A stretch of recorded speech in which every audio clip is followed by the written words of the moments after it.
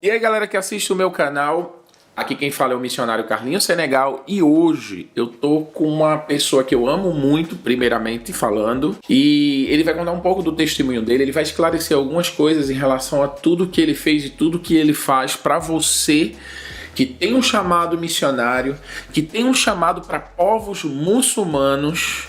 Então, se você tem esse chamado, se seu coração aquece por isso, você está no lugar certo. Não sai daí, porque esse vídeo é para você. Vamos para cima.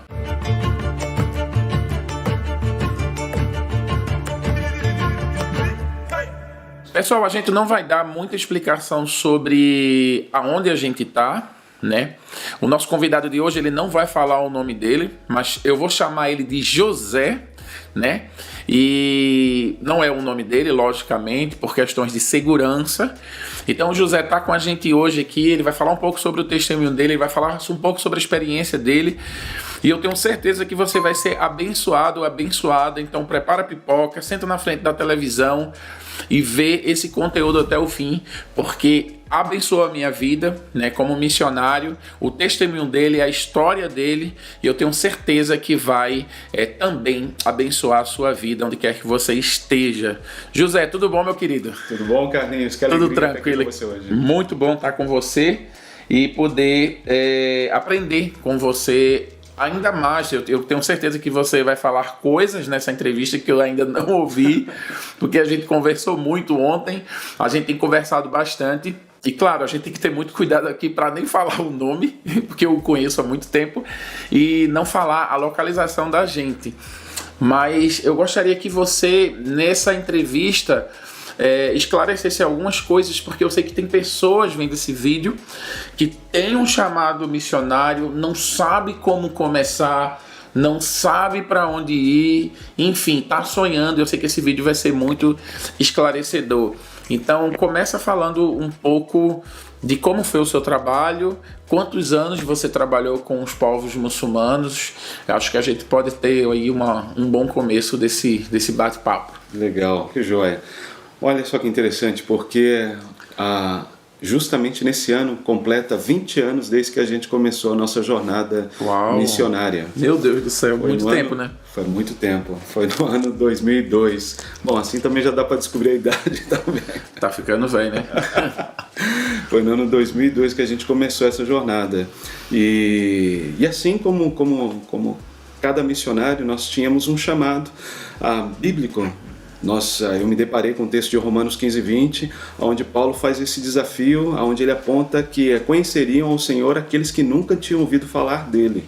E aí me vem uma pergunta, 20 anos atrás, mas quem ainda nunca ouviu falar de Jesus? É uma coisa que a gente não imagina, né? Estando no Brasil, que é um país majoritariamente cristão, católico, protestante, né? Exatamente. Existem povos que ainda não ouviram falar de Jesus. Exatamente. E foi muito interessante também a forma como Deus me mostrou aqueles que ainda não conheciam, porque talvez nós possamos pensar, então você escutou numa escola bíblica, numa pregação, isso pode acontecer. Mas comigo aconteceu no meu trabalho, né? Eu estava fazendo uma função do meu trabalho naquele momento e através da Folha de São Paulo, esse jornal que é bastante conhecido, ali estava apontando uma questão, um conflito étnico-religioso que estava acontecendo na Indonésia, que é o maior país muçulmano do mundo.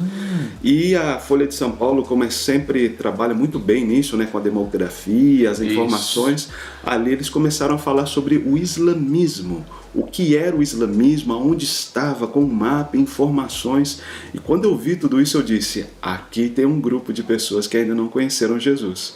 E eu comecei a orar por eles. Comecei a orar por eles. Caramba, através de um mecanismo de comunicação não cristão, você foi tocado, se sensibilizou por esse povo e começou a orar da sua casa.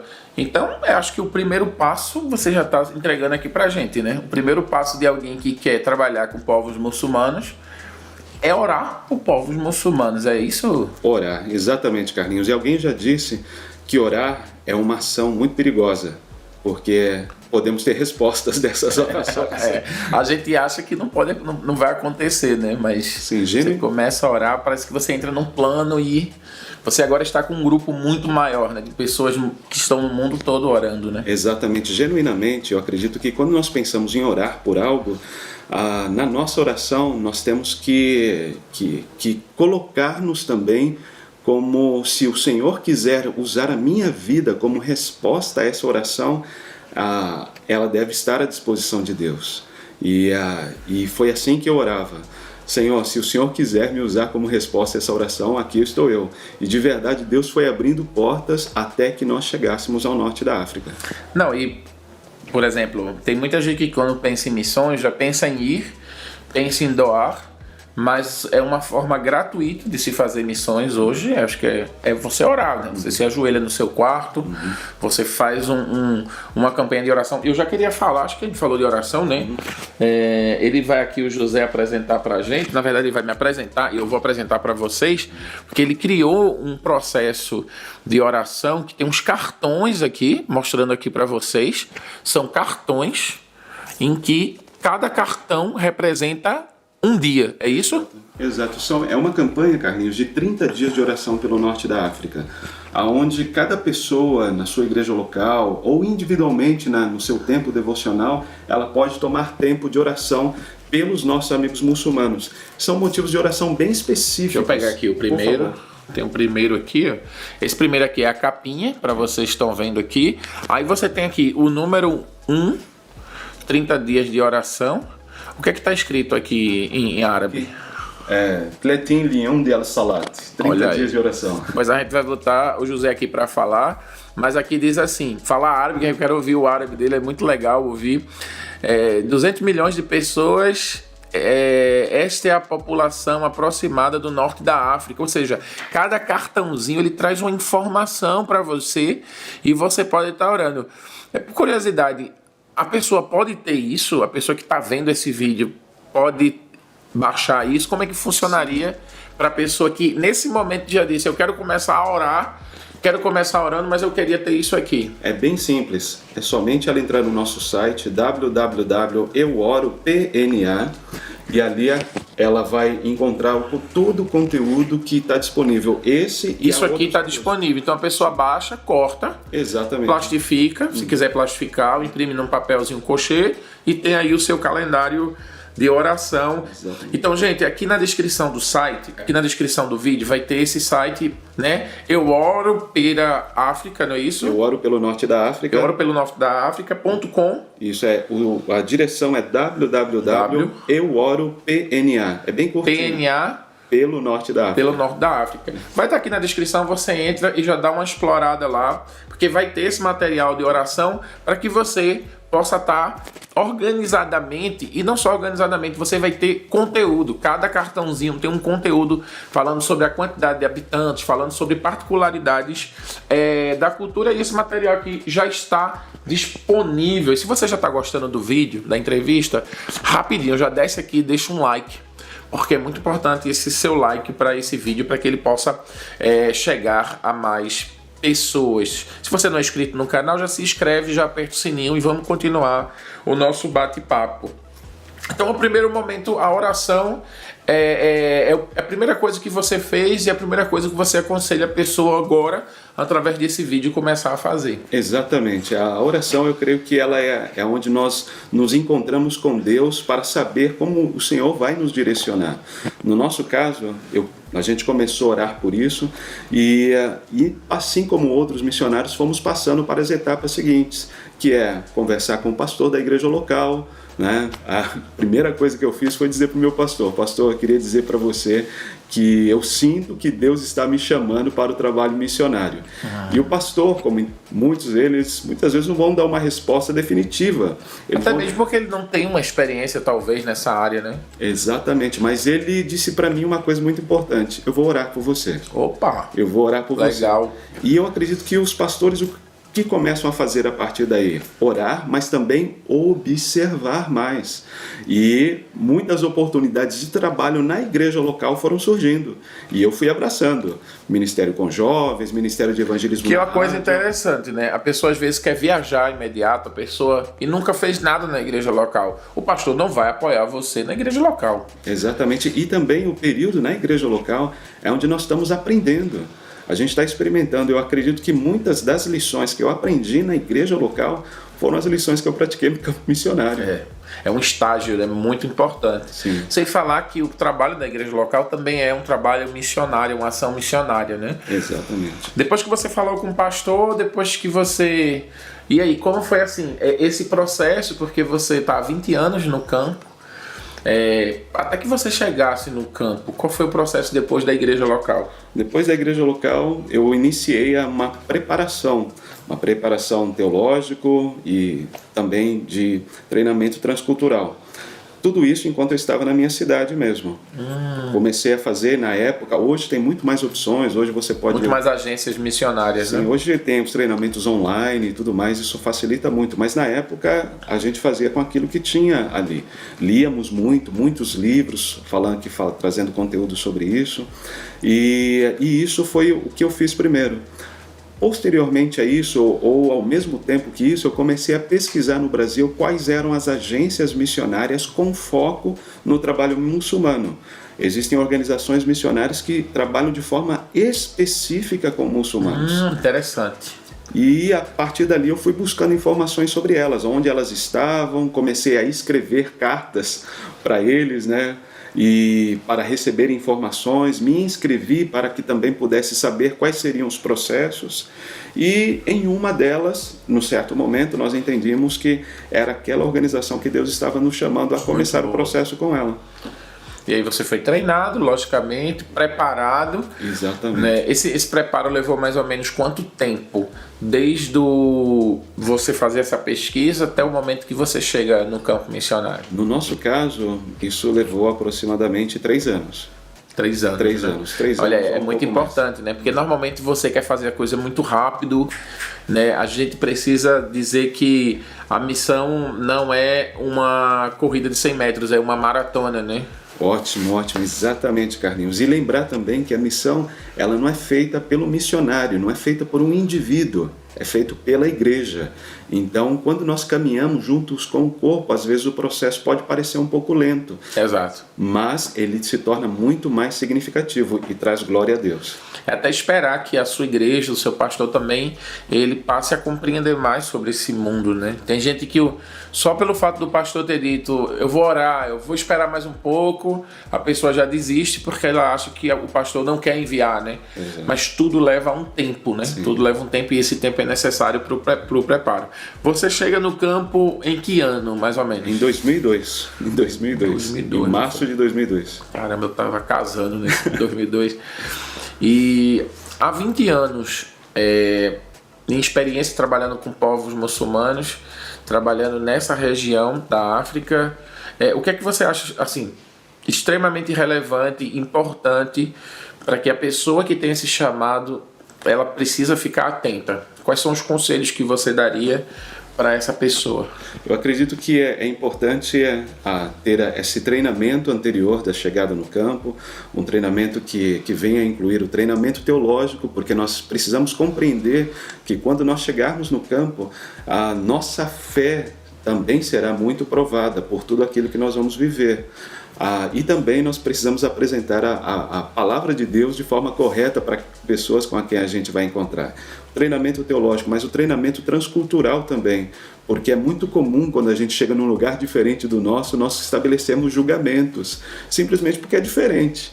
Mas enquanto a gente está naquele lugar, a gente também pode aprender com aquela cultura. Vou dar um exemplo para você, Carlinhos. Por exemplo, no norte da África, as pessoas comem com a mão. Opa! Diferente do Brasil. Come com a mão. E aí quando você chega, você olha aquilo, você fala assim, cara, que comer com a mão, né? E comem todos juntos no mesmo prato também. Ou seja, tem um prato grande e todo mundo coloca a mão no mesmo prato. Aí nós podemos pensar, uau, isso é muito diferente. E no Brasil é falta de educação comer com a mão. Exatamente, só que ali esse é um valor. E qual o valor que está ali? Todo mundo come junto, não tem isso de uma comunhão, pessoa... né? Exatamente, comunhão, tá entendendo? Então, esses são valores que, se nós temos um bom preparo transcultural, isso nos ajuda a compreender e, a partir daquilo, também semear o evangelho. E respeitar, né, a cultura. Eu acho que no Brasil tem muito essa coisa de dizer é bom, é ruim, né? E eu acho que a gente nunca diz é diferente. Eu acho que é uma das coisas que a gente precisa aprender no campo transcultural. Sim. E quando você chega no campo, qual é o maior desafio? Né? Saindo da sua cidade no Brasil e chegando num lugar totalmente diferente, com uma religião 100%, né, a religião do país, ou seja, você é acostumado no seu país a ter igrejas, ter lugares, né, que lhe relacionam a sua religião, e você chega num lugar. Qual foi assim o maior desafio para você? Eu acredito que talvez o maior desafio, pensando, obviamente tem o desafio de pensar, e você está chegando em um país de maioria muçulmana, um país onde é proibida a pregação do evangelho, um país onde a igreja é perseguida, tudo isso está aí. Mas acredito que, de forma pragmática, pensando, acredito que uma das maiores dificuldades é o processo de tempo, porque você chega em um lugar, nós saímos do Brasil onde nós estávamos plenamente ativos, né, evangelizando, saindo na rua, pregando na rádio, e lá quando nós chegamos, o que nós temos que fazer? Temos que aprender o idioma. Ou seja, zerou. Exatamente. Zerou tudo, né? Então, e levar tempo para isso, porque nós temos que dar o idioma árabe, que é totalmente diferente do nosso. Meu Deus. E, assim, foi o teu segundo idioma, o árabe? O árabe foi o primeiro idioma que eu fui aprender. O primeiro idioma estrangeiro, sim, né? Sim. E como foi esse processo? O que é que você diria para acalmar essas pessoas? Porque quando a gente pensa árabe, inclusive a gente usa o grego e o árabe de uma forma pejorativa no Brasil. A gente, tá falando árabe não, porque é como se você não tá falando algo que você não entende, né? Como se fosse algo muito difícil mesmo. E eu acho o árabe uma língua muito bonita, tenho vontade de aprender. E vai aprender. Com certeza, inshallah, se Deus quiser. Mas assim, como foi esse processo de aprendizado da língua? Foi um desafio para você? Me explica, porque eu já vi você falar e você fala muito bem, pelo menos na minha avaliação. Sim, sim. Como foi esse processo? Não, a primeira coisa que eu quero falar para você, Carlinhos, também para cada pessoa que está nos escutando, é que falar árabe é um desafio, mas é possível. É possível. É possível porque nós vemos muitas pessoas, eu sou um exemplo disso, que falam e falam bem o idioma, e também nós temos o poder do Espírito Santo que vai nos capacitar. Então a primeira coisa que eu quero falar é isso, porque há poucos dias atrás eu estava conversando com um obreiro, que ele estava captando um novo obreiro, e ele percebeu que a maior dificuldade que as pessoas têm é de pensar se elas vão conseguir falar o árabe. Então, sim, é possível. O medo, né? O medo acaba vindo na frente e pode travar você, né? Exatamente. E eu creio que essa nova geração de obreiros que vai vir não vai só falar o árabe, vai falar muito bem ele e tantos outros idiomas. Mas tem o seu tempo. Nós não vamos aprender a falar o árabe de hoje para amanhã. É um idioma onde você tem que aprender a ler e tem as suas dificuldades. As letras árabes, por exemplo, quando se escreve de maneira diferente. Quando a letra vem no começo da palavra, se escreve de uma maneira. Quando a letra está no meio da palavra, muda totalmente. E no final se escreve de outra maneira. E é da direita para a esquerda, se eu não me engano. Da direita para a esquerda. E tem também as formas aspiradas ou guturais que nós não estamos acostumados no Brasil. Por exemplo, no Brasil você pode falar rato, rato ou rato. É a mesma palavra, é rato. Exato. Mas em árabe, se eu falo o gutural... Dá um exemplo. Vou dar um exemplo para você. Hammam e hammam. Uma quer dizer pomba e a outra quer dizer preocupação. Outra palavra, que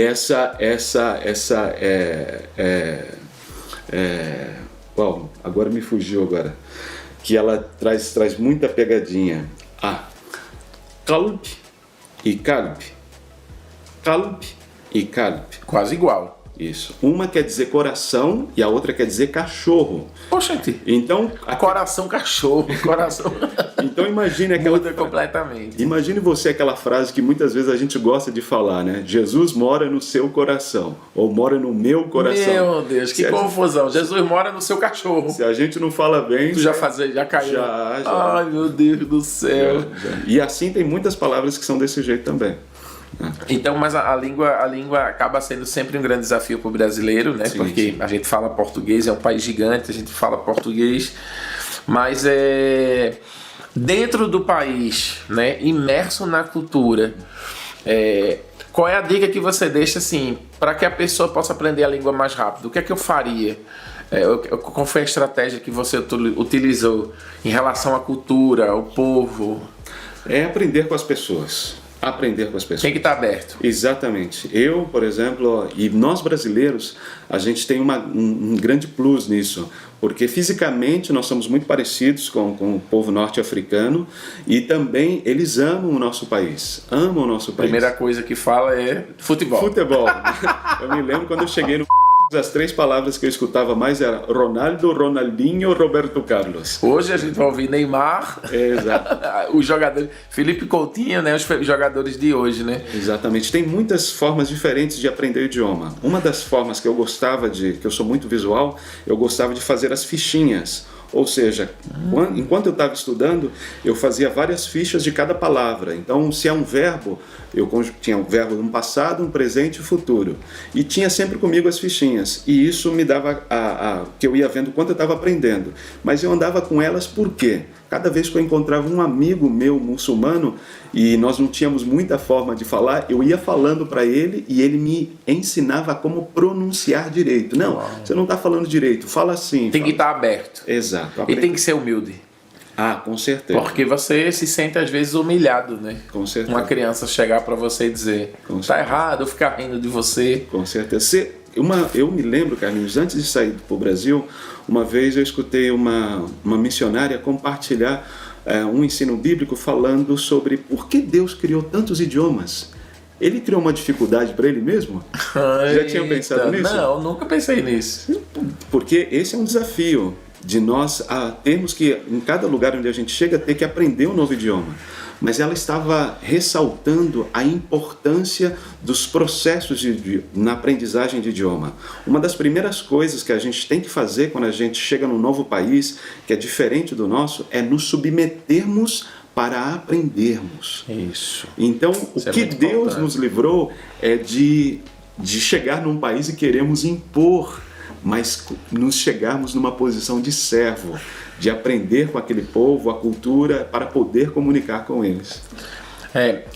Eu queria trazer um tema aqui que eu acho que o brasileiro, né, ele olha para os povos muçulmanos com bastante preconceito por conta da mídia mundial, né?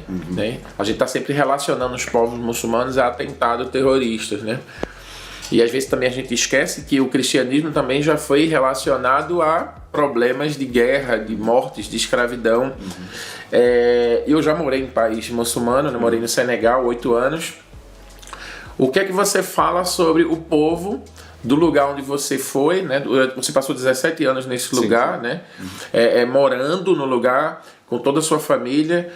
O que é que você tem a falar da religião, dos povos muçulmanos, da religião islâmica, da forma como você foi recebido no lugar? Eu acho que é uma boa oportunidade para a gente quebrar esse paradigma. Sim, eu acredito que você deu uma ótima introdução, Carlinhos. Há um sério problema no estereótipo que se estabeleceu sobre os muçulmanos. O muçulmano muitas vezes é visto como aquele homem-bomba que aparece no telejornal às 8 horas da noite. Mas, na verdade, isso é uma mentira. Nem todas as pessoas são assim. Assim como no Brasil tem pessoas boas e tem pessoas ruins. Tem cristãos que fazem muita besteira e acabam matando. Exatamente. Assim também acontece nesses países, mas a maioria das pessoas são gente muito, mas muito boa.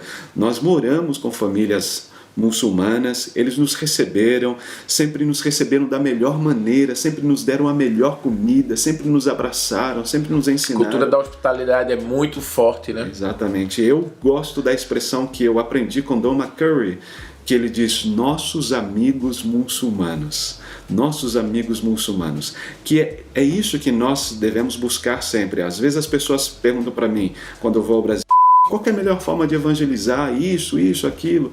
E eu gosto de dar um exemplo que Don McCurry ele oferece nesse livro que ele escreveu, que se chama Esperança para os Muçulmanos. Se vocês não leram, convido a vocês a lerem. Ele diz assim, olha, sabe o que você pode fazer se você acaba de receber um vizinho muçulmano na sua cidade? Faz aquele bolo de chocolate bem gostoso. Vai lá, bate na porta dele e fala assim, seja bem-vindo. e dá ele de presente. Estabelece relação. E essa cultura da troca é muito forte na África, né? Sim. Você começou dando uma coisa, isso não acaba mais nunca. Porque ele vai se sentir obrigado em dar, e depois você dá, e fica a vida toda essa troca. E eu posso provar isso, porque eu morei também no país muçulmano, é muito gostoso. Mas quebrando esses estereótipos, eu acho que isso também é uma grande oportunidade para a gente quebrar isso. Fala sobre coisas boas que você aprendeu com essa cultura. Uma coisa que você diz assim, eu vou levar para minha vida toda. Fora o árabe, que é uma língua linda, né? Que você não consegue mais se desvencilhar da língua. Mas o que é que você diz assim, poxa, hoje eu mudei, porque eu aprendi com essa cultura isso e aquilo. Olha, que legal essa pergunta, porque esse é um tema que eu quero desenvolver mais dentro do projeto Eu Oro pelo Norte da África, escutando brasileiros que estão servindo nessa parte do mundo. Eu acredito que uma das coisas que eu aprendi muito durante esse tempo é essa relação comum, aonde nós, né, na simplicidade da relação, nós seguimos crescendo. Vou dar um exemplo para você. Por exemplo, o marroquino e o tunesino, o argelino, o egípcio, o mauritano, o povo do norte da África, eles não são movidos ao tempo. Não são movidos pelo tempo. Ou seja, é muito comum eles chegarem atrasados. Mas é muito comum também eles darem muita importância ao evento. Eles são movidos pelo evento. Vou dar um exemplo para você. Teve vezes em que nós marcamos de encontrar um amigo do norte da África e a pessoa não chegou no horário. Eita! Mas não é não chegar no horário igual a gente, Brazuca. Demora 20 minutos. 20 minutos, não. É 1 hora, 2 horas. Mas aí quando ele chegou, Carlinhos, ele não queria mais que a gente fosse embora. Ele falou assim, não, dorme aqui, fica em casa, eu deixo tudo preparado. E isso, essa simplicidade e dar mais importância ao evento é algo muito importante, porque eu acredito que é isso, em todas as culturas é isso que a gente busca. É tão gostoso você estar num lugar e é onde você vê que a pessoa está olhando no seu olho, não está toda hora olhando no celular, está conversando. Né? Isso é importante mesmo. Isso, tem um ditado, um provérbio comum que se diz no norte da África, que é pouco a pouco. Bichuia, bichuia. Ou seja, a vida não precisa ter essa intensidade tão rápida. Bichuia, bichuia. Bichuia. Em Senegal tem um provérbio também que a gente faz dankan dank, pouco a pouco. Só que a gente diz assim, dankan dank, modiapo golotinhai. Pouco a pouco a gente consegue pegar o macaco. Boa. Que a gente está dizendo assim, as coisas são devagar, tem que ter tempo. Sim. Né? E, inclusive tem um provérbio que eles dizem, aqui a gente mata o tempo. Na América, o tempo mata você. Verdade, verdadeiramente é isso. E eu acredito que isso é importante, porque eu me lembro quando, depois de vários anos já servindo no país, nós aprendemos o idioma e tudo mais, e aí começamos pela graça de Deus, a discipular pessoas. E eu me lembro que eu queria discipular pessoas no formato no Brasil, igual a gente faz no Brasil muitas vezes. Que é muito comum você querer importar as coisas, né? Exatamente. Então o que eu tinha feito? Tinha marcado um horário com a pessoa para ele vir, tinha feito meu estudo bíblico, tudo, e tinha me preparado. E a pessoa não chegava, né? Eita. Não chegava. E aí quando ele chegou, aquele formato quadradinho, ou seja, de sentar num espaço só para isso, não funcionava tanto, não era tão efetivo. Aí sabe o que eu fiz, Carlinhos? Nesse caso, esse irmão, ele era um irmão que vivia no campo. E eu disse para ele assim, eu vou lá no campo visitar você. E ele ficou super preocupado, porque ele falou assim, não, como que você vai lá? Aí o que eu fiz? Comprei um botinão daqueles bem grandão assim, né? Coloquei no pé, que era inverno, né? Frio, chuva. E aí fui com ele buscar as cabras, fui com ele buscar as vacas. Fez o trabalho com ele, né? Que ele já fazia. Exatamente. E enquanto isso a gente ia conversando. Em um momento a gente sentou. E aí quando a gente sentou para fazer aquela pausa para fazer um lanche, chupar um laranja, ele olhou para mim e falou assim, irmão, eu queria ter uma fé como a sua. Porque quando você fala de Jesus, fala do céu, parece que tudo isso está aí, mas a minha fé é bem pequenininha. Aí ele pegou uma semente que estava ali da laranja, né? Nossa. Falou assim, minha fé é do tamanho dessa semente. Abriu o gancho. Aí, exatamente. Aí quando eu falei, e ele é uma pessoa do campo, eu falei para ele, o que tem nessa semente? Ele falou assim, aqui tem tudo, tem tudo. E aí ele começou assim, o olho dele até brilhava quando ele falava, né? Era a área dele, ele dominava bem, né? Exatamente. E eu falei assim, olha, aí o que eu falei para ele? Eu falei, a Bíblia diz que se a nossa fé for pequena... Exatamente, como grão de mostarda. Exato, mas o que eu fiz? Eu saí daquele modelo tradicional e fui andar com ele onde ele estava.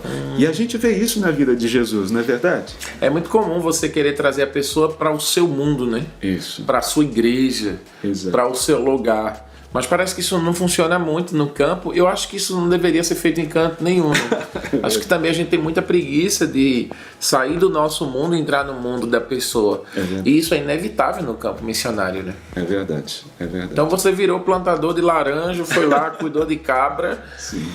E qual foi a outra coisa que você acha assim, que para sua vida pessoal, como José, como ser humano, você diz, isso aqui vai ficar na minha vida, que veio da cultura do norte da África? Uau, muitas vezes quando a gente pensa no trabalho missionário, a gente pensa muito em sacrifício e prejuízo. Muitas vezes, problemas. E deixar, largou tudo, né? A gente ouve muito isso. Exatamente. Mas o que eu quero enfocar é aquilo que Deus também vai nos fazer acrescentar. Quando eu fui para o campo missionário, Carlinhos, minha filha, ela tinha 9 meses. Era uma bebezinha. Isso. Era uma bebezinha. E preocupação de avós, familiares, e são justificáveis, porque é um país diferente. Isso. E os avós têm a imagem da televisão, né? Sim, exatamente.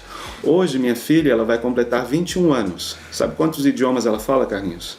5. 5 idiomas. 5 idiomas. Meu Deus do céu. Isso por quê? Porque no país onde a gente vive, se fala vários idiomas. Exato. Se fala Ou seja, é um presente, né? É um presente de Deus. Assim isso também é na minha vida também. E da cultura muçulmana, ou da religião muçulmana, o que você pegou para você como cristão? É muito fácil para nós, muitas vezes como cristãos, nós queremos avaliar a religião e as pessoas. Exato. Né? Mas eu vejo que há muitas pessoas buscando a Deus de forma muito séria da maneira como eles aprenderam em toda a sua vida. Então eles buscam de forma comprometida a conhecer a Deus daquela maneira, porque foi a única maneira que eles aprenderam durante toda a sua vida. Talvez aqueles que nos ouvem, será que já pensaram em algum momento, Carlinhos, e se eles tivessem nascido em um país de maioria muçulmana? E se era a única maneira? Exatamente. Né? Eu aprendi através dos nossos amigos muçulmanos que esse comprometimento de fé, de praticar a fé segundo aquilo que aprenderam, e fazem isso de maneira comprometida. Por exemplo, há pouco tempo atrás, eles acabaram de terminar o período de Ramadã. É um período onde eles jejuam do nascer do sol ao pôr do sol, durante 30 dias, porque esse é um ensino do islamismo. E aí, depois desse período, eles vivem a alimentação, a festa comum. Mas eu acredito que o comprometimento com a fé é algo que me ressalta muito dentro do contexto muçulmano. E a gente imagina, se os cristãos tivessem esse comprometimento, talvez o cristianismo seria um pouco mais diferente, né? No Islã se ora quantas vezes ao dia? São 5 vezes ao dia, né? 5 vezes ao dia, 5 vezes ao dia. São aqueles que se nós pudéssemos chamar como rezas, né? Que são orações repetidas. Repetidas, né? Exatamente. 5 vezes ao dia. É engraçado que quando eu morei no país muçulmano, eu não sou um homem de oração, confesso. Faço minhas orações do meu jeito. Mas como a mesquita tocava, né? E a mesquita quando toca chama para oração, eu disse, eu vou aproveitar, vou orar também, né? E normalmente eu estava com os irmãos, a gente conversando e fazendo um trabalho, e os meus alunos de informática iam orar, Eu disse, eu vou orar também, né? E ele ora de um jeito, eu oro de outro, mas aproveitando a ocasião, eu acho que também esse comprometimento acaba disciplinando um pouco. Isso aconteceu com você também, não? Sim. E também os nossos amigos muçulmanos, eles também querem compartilhar muito sobre a fé deles. Sobre a fé. Então era muito comum, quando eu conhecia um amigo muçulmano, começar a conversar, se conhecer, e a ele vir e me convidar a me tornar, a ser um islâmico. Eu me lembro, esse é um caso interessante, tem uma festa, Carlinhos, você sabe disso? Ela é o Eid Kibir. Eid Kibir, a festa grande, ou a festa do sacrifício. Foi recentemente? Vai ser agora, né? Vai ser agora. Tá no calendário, isso mesmo. E essa festa, o que é? É uma festa onde os nossos amigos muçulmanos, eles fazem lembrança do sacrifício que Abraão fez. Ou seja, eles sacrificam um cordeiro. Exato. E o primeiro ano que eu vivi essa festa, vivi nossos amigos muçulmanos viver essa festa ali, foi muito interessante, que eu morava num prédio, e era um prédio que tinha acho que uns 10, 15 apartamentos por andar, e eu estava lá no nosso apartamento e eu comecei a sentir um cheiro muito estranho, né? Eu falei assim, o que é isso, né? E aí eu desci pelo elevador. Será que eu estou numa churrascaria? Aí eu desci pelo elevador, ainda não tinha chego nisso, mas quando eu cheguei lá embaixo, tinham 2 carneiros que eles estavam colocando assim dentro do elevador. Meu Deus. Vivos. Eita! E eu falei assim, e aí eu me assustei assim, né? E um amigo meu que é muçulmano, é meu amigo até hoje, ele olhou pra mim e começou a dar risada, né? Porque como dizer assim, isso não é comum no país dele. Exatamente. E aí ele olhou pra mim e falou assim, e aí brasileiro, você já comprou o seu cordeiro? Me fazer essa pergunta também no Senegal. E de verdade eu creio que a resposta foi o Espírito Santo que me deu essa resposta. Eu disse para ele assim, o meu cordeiro já foi morto. E ele se assustou. Porque não era a hora de matar o cordeiro, de sacrificar. Exato, não era o dia. Por exemplo, em alguns países há um dia específico para isso. Um líder religioso primeiro tem que fazer o sacrifício e depois todo o povo. Exatamente. E ele disse, como assim? Você precisa me explicar isso. E aí foi a primeira vez que ele me levou na casa dele, e naquele momento eu já tinha um melhor nível de árabe para comunicar essa verdade bíblica para ele, e eu expliquei para ele desde que Jesus era o Cordeiro de Deus. Exatamente. Essa relação entre o sacrifício, né, de Abraão com Jesus na cruz, né? E ele disse para mim, uau, isso é muito fácil de entender e compreender, e eu jamais tinha escutado sobre isso. Então essa foi a primeira verdade bíblica que eu pude semear com esse meu amigo. Aí fica aí a dica, é muito importante as aulas de contextualização, né? E a gente vai falar um pouco sobre as nossas aulas, mas a aula de contextualização é muito importante porque nesse momento são momentos específicos e assim, oportunos para você trazer a mensagem, porque às vezes a mensagem seca ela não vai fazer sentido para ele, mas no contexto entra como, de fato, a Bíblia diz, uma espada de 2 gumes, né? É verdade. E assim como esse, outras oportunidades, aproveitando aquilo que está ali, né, nos faz... nós temos aquele exemplo do apóstolo Paulo, que quando ele chegou em um momento, em um lugar... Em Atenas, né? Exato. Ali tinha um altar para o Deus desconhecido. E Paulo começou a compartilhar o evangelho a partir dali. Quem é que está aqui? Ninguém. Então eu trouxe esse daqui. Né? A contextualização é realmente muito importante. Uma outra boa dica de livro, para quem não leu ainda, pensando sobre isso, é o livro de Don Richardson, que se chama O Fator Melquisedeque. Isso aí é obrigatório, viu? Na verdade, quem trabalha comigo é obrigatório ler esse livro, porque não tem como ir para o campo sem esse livro. É verdade. Né? Esses nomes de livros eu vou pegar com ele e vou deixar aqui embaixo da descrição para que vocês possam buscar e adquirir. Não são livros caros e são livros importantíssimos para que você possa ter um bom desempenho, né? Assim dizendo, no campo missionário. Me fala assim, o momento mais difícil para você, para sua família, nesses 17 anos que você ficou no local, vivendo e convivendo com o povo? Talvez o momento mais difícil para nós foi que depois de estar, durante esse período nós vimos coisas muito bonitas. Nós aprendemos o idioma, começamos a estabelecer relação com cristãos locais. Aquele gráficozinho do choque cultural, né? O período de turismo, né? Isso. E você tá feliz, aprendendo coisas novas. Exatamente. E nós vimos pessoas aceitarem a Cristo, pessoas serem batizadas, ou seja, ex-muçulmanos, que agora eram cristãos nascidos de novo, e sempre caminhando muito perto da igreja, ou seja, da igreja que é perseguida. Mas depois de vários anos de servindo no país, em um momento a polícia local nos convidou a sair dali. Ou seja, nós tínhamos que sair do país em 2 semanas. Depois de 17 anos... Isso, 16 anos, na verdade. 16 anos exatamente. Morando no lugar, suas filhas acostumadíssimas, exatamente. Amigos, rotina, você falando a língua fluente. Exato. Você é convidado e você está sendo gentil, mas na verdade você foi colocado para fora do país. Exatamente. E isso é importante lembrar que o obreiro que se candidata a servir em um país de maioria muçulmana sabe que isso pode acontecer em qualquer momento. Sim. Até na chegada. Sim. Você pode chegar no aeroporto, tem um visto, tudo, mas chegou lá, exatamente. Você não entra. E acredito que para nós foi um momento muito difícil, porque como você falou, para as nossas filhas, aquele lá era o país delas. É o país delas. Elas quase nascem, a gente pode dizer que elas quase nasceram ali, cresceram ali, né? E para nós também, porque nós, acho que o tempo de nós como casal, nós vivemos mais tempo ali no norte da África do que no Brasil. Mas algo que nos ajudou muito foi que nós tínhamos um plano B.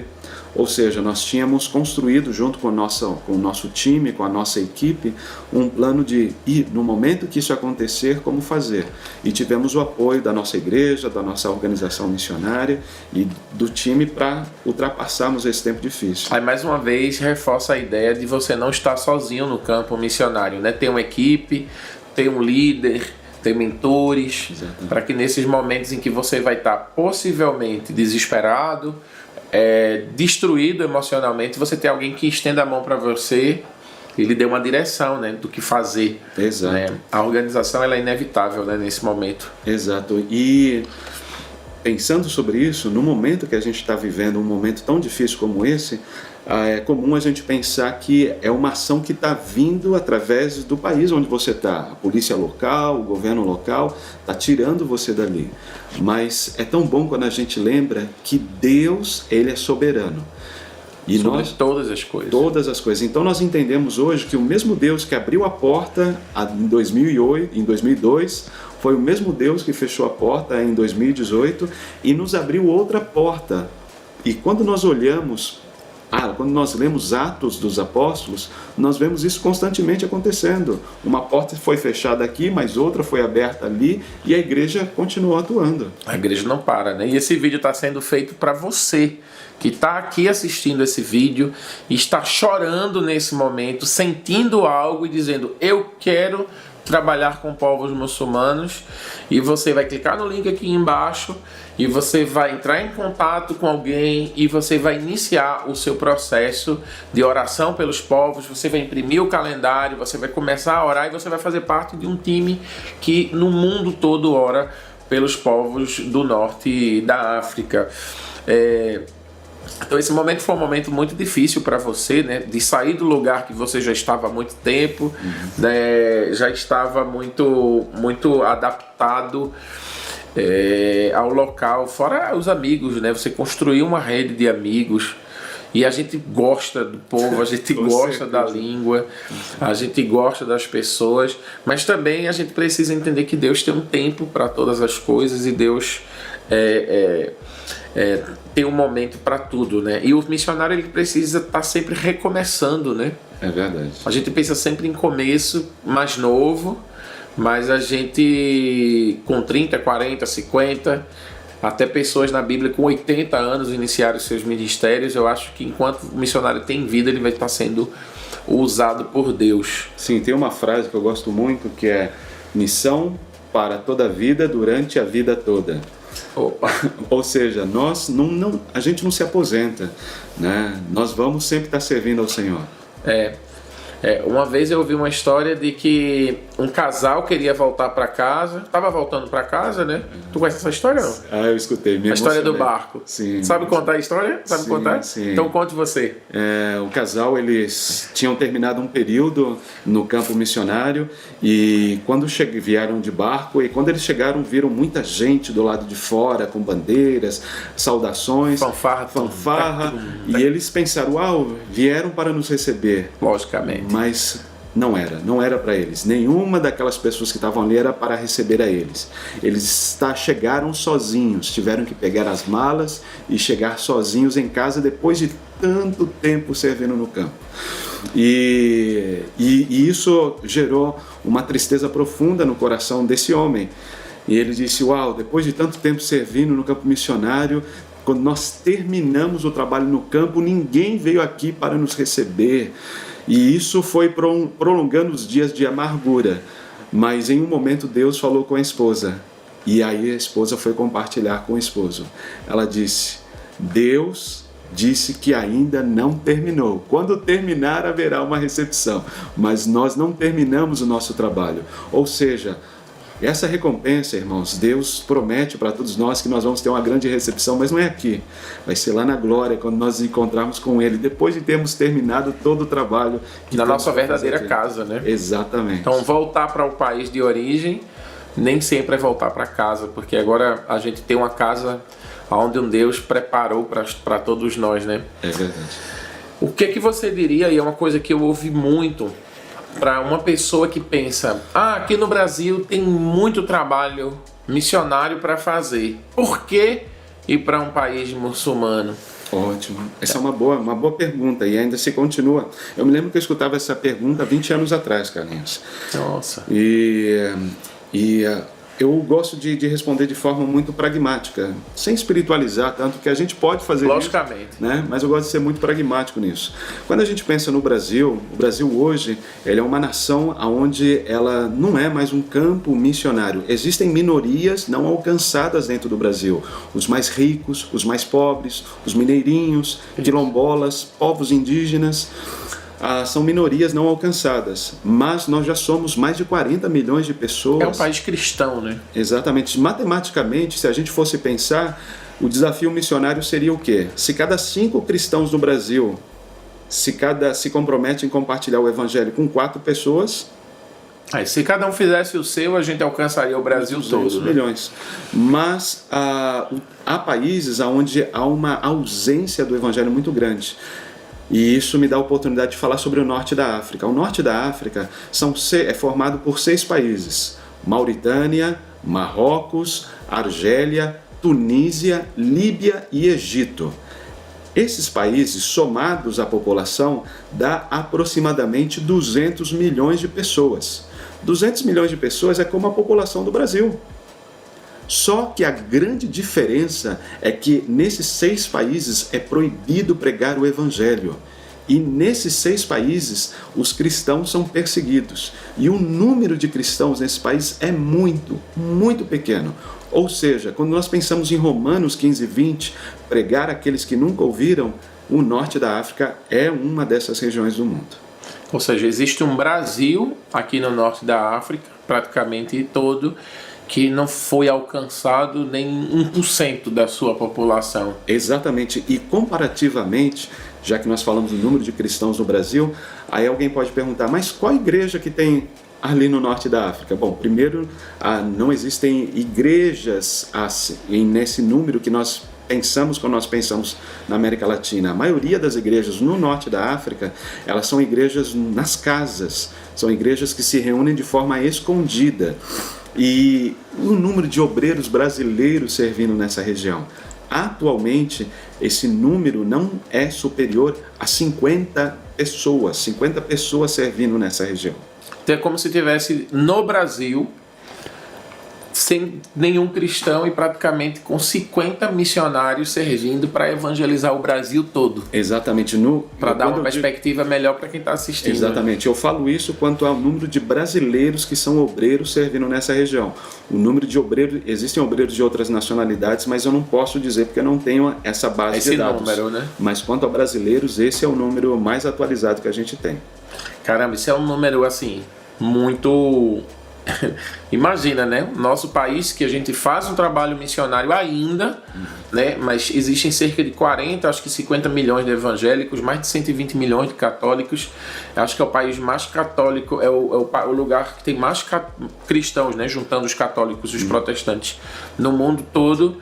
E a gente não olhar para essa... Eu acho que existe, na verdade, uma confusão entre fazer missão e fazer ação social.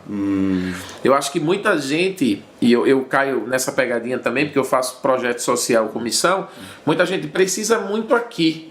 É como se estivesse relacionando as necessidades sociais à necessidade de pregar o evangelho. Isso são coisas distintas... Ou não? O Oswald Smith, há muito tempo atrás, em um dos seus livros, ele deu um exemplo que naquele momento me quebrou o coração. Ele imaginou assim, vamos imaginar que a gente tenha uma pessoas sentadas, enfileiradas, como se fosse numa igreja, né, com muita fome. E aí nós viéssemos com um prato de comida e nós oferecêssemos para a primeira fila. E aí nós voltássemos de novo com outro prato de comida e oferecêssemos de novo para a primeira fila. E aí nós saíssemos e voltássemos de novo para a primeira fila. Isso significa que todas as outras pessoas atrás, elas não estão tendo acesso a esse alimento básico, né? Então, isso de alguma maneira é o que nós estamos fazendo quando nós desenvolvemos missões dessa maneira. Nós estamos deixando de compartilhar o pão da vida com aqueles que nunca escutaram. Não há nada de errado em que as igrejas no Brasil cresçam, e nós esperamos que elas cresçam e se tornem maiores ainda. Exatamente. Mas o nosso chamado é levar o evangelho em Jerusalém, Judeia, Samaria e até os confins da terra. Lembrando que o Brasil já foi os confins da terra para os suecos, por exemplo. É verdade. Que chegaram no Brasil, né, logo cedo, evangelizando brasileiros. Em algum momento você já foi confim da terra e agora você precisa pensar. E eu acho que essa confusão existe porque a gente está sempre relacionando a pobreza. O Brasil é um país com seus problemas sociais, mas na verdade eu sempre digo, missão é diferente de fazer ação social, de fazer projetos sociais.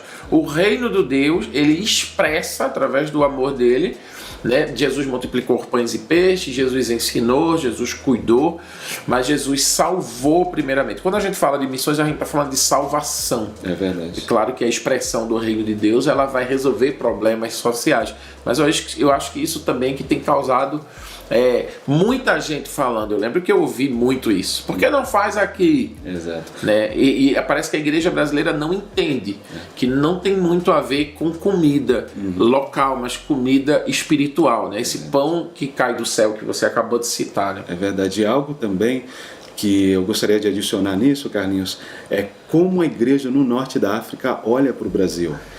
Porque hoje, através das redes sociais, através do YouTube, de tantas coisas, as pessoas olham para a igreja no Brasil. Eu me lembro que há pouco tempo atrás teve um movimento no Brasil que encheu estádios, eu não me lembro o nome. Não sei também, mas eu vi um estádio lotado, eu acho que o Descend. Esse é o nome, Descend.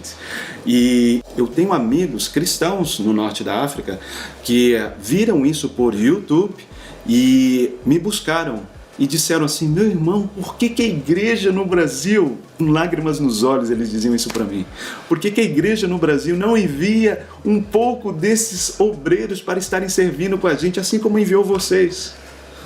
Ou seja, em algum momento o processo de oração é extremamente importante. Não parem de orar, não parem de contribuir, porque para ele estar aqui precisa de dinheiro, dinheiro paga passagem, dinheiro compra comida, dinheiro paga obreiro, mas em algum momento, se você tem um chamado para vir, você tem que evoluir nesse processo, né? Porque tem, como a Bíblia diz, né, a seara é muito grande e os trabalhadores são poucos. Se os trabalhadores são poucos e a seara é grande, alguém está trabalhando excessivamente, né, para que a seara seja semeada, né?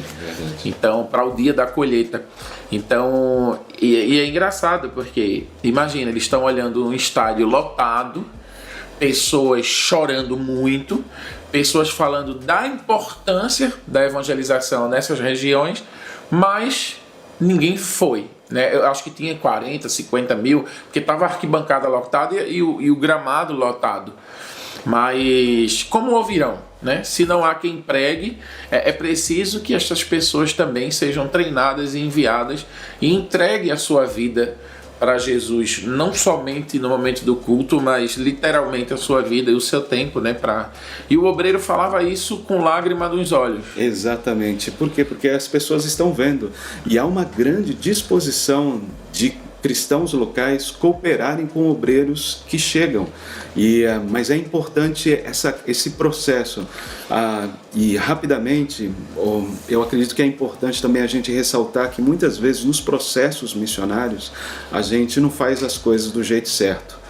Isso a gente estava conversando em alguns momentos dessas conversas que a gente teve, de que muitas vezes nós como obreiros nós chegamos querendo ensinar todos os locais a como trabalharem, como fazerem, desrespeitando todo o trabalho que eles já fazem. E desrespeitando os mesmos, né, que são de lá e já sabem fazer e às vezes até se sentem mal, né? Exatamente, é importante a gente lembrar que eles estão trabalhando e há muito tempo de forma comprometida. Com muito mais experiência. Né? Exatamente, então acredito que uma boa coisa que nós podemos fazer quando chegamos como missionários no campo é nos conectarmos com eles, ou seja, sermos amigos deles, aprendermos e naquilo que a gente puder aportar, também aportarmos. Logicamente. Mas caminharmos juntos. Aprender com os locais sempre, né? Sempre, sempre.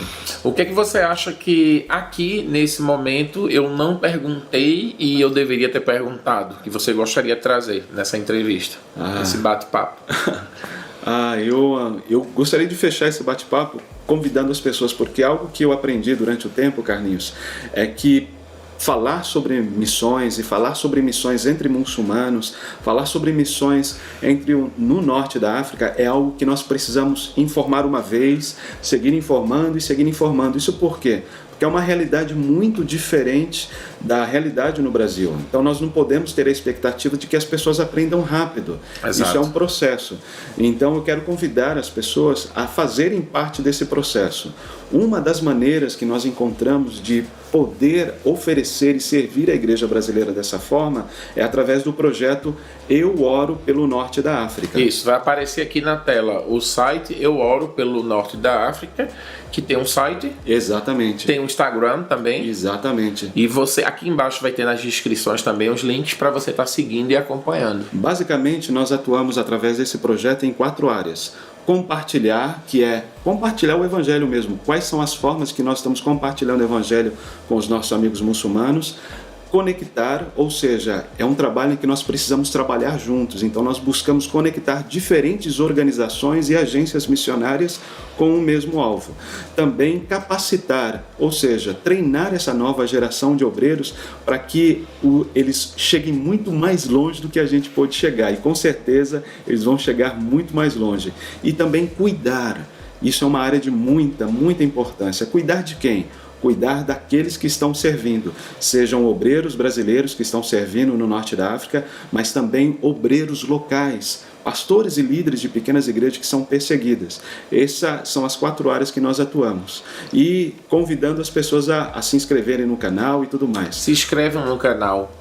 Sigam ele no Instagram, vai estar aqui abaixo. Perguntem.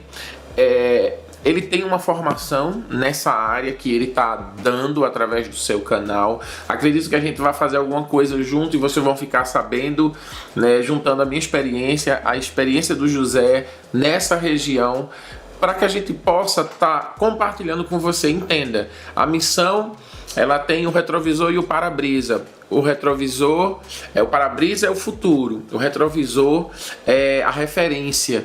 E as referências são muito importantes. Assim como a gente caminhou olhando para as nossas referências, que vocês jovens, que nesse momento estão assistindo esse vídeo, você que está sendo tocado, possa aprender aquilo que a gente já sabe, para você pegar essas ferramentas e avançar e fazer coisas novas, porque eu sei que o Espírito Santo vai usar vocês de forma diferente. Eu agradeço a sua disponibilidade de falar sobre tudo aquilo que você... Claro que a gente poderia passar aqui horas e horas trazendo mais coisas. Em outras oportunidades a gente vai ter outra entrevista, podendo compartilhar um pouco mais sobre suas experiências. Mas, gente, se você chegou até aqui, se inscreve no canal, aperta o sininho, entra aqui embaixo, entra no Instagram do Eu Oro pela Norte da África, segue, se inscreve, procura saber e começa esse processo de missões na tua vida. Você não pode chegar no fim da sua vida e olhar para trás e ver que Deus poderia ter feito algo através de você e você perdeu o tempo. Talvez nesse momento você pense em dinheiro, você pense em um monte de coisas que podem vir na sua mente, mas o tempo para missões é o recurso mais escasso. Porque quando ele passa, você não recupera mais. Você pode ter dinheiro e não comprar tempo. Não se compra tempo. Você pode ter tempo e ganhar dinheiro, mas o contrário você não consegue. Então aproveita o tempo que Deus deu para você, para que você sirva a esse Deus, glorifique a esse Deus, não do seu jeito, mas do jeito que Deus quer que a sua vida caminhe. Mais alguma colocação que você queira colocar no finalzinho da entrevista? Entre tanta coisa boa que as pessoas podem ver através das mídias sociais que a gente compartilha, há uma canção que sempre me toca muito. É uma composição escrita por uma igreja do Marrocos. Ela se chama Intercedo e Oro. A canção ela diz assim: Nsufa nsali Yeshua engali, Nsufa nsali Yeshua engali. Intercedo e oro, ó precioso Jesus, até ver cada uma das cidades voltar a ti, até nós vemos cada uma das cidades. E lógico, você vai finalizar essa entrevista cantando pra gente. Amém, amém. Amém, que eu sei que você é um cantor, tem uma voz bonita. Então encerra pra gente cantando. Amém. Nsufa nsali Yeshua engali, Nsufa nsali Yeshua engali, Heital shuf الذي تسبح لك يا الفادي,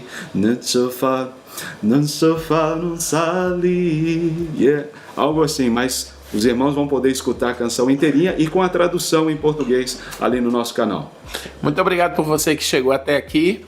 Tem uma setinha aqui embaixo, compartilha esse vídeo com mais pessoas, leva na tua igreja, junta uma galera e vê esse vídeo para que o Senhor possa estar tocando mais pessoas, porque de fato a seara é grande, os trabalhadores são poucos e nós que estamos na seara estamos trabalhando muito e gostaríamos que você estivesse aqui lançando conosco sementes para que o reino de Deus avance. Que Deus abençoe vocês. Muito obrigado, José. Um beijo. Vamos para cima. A missão não para.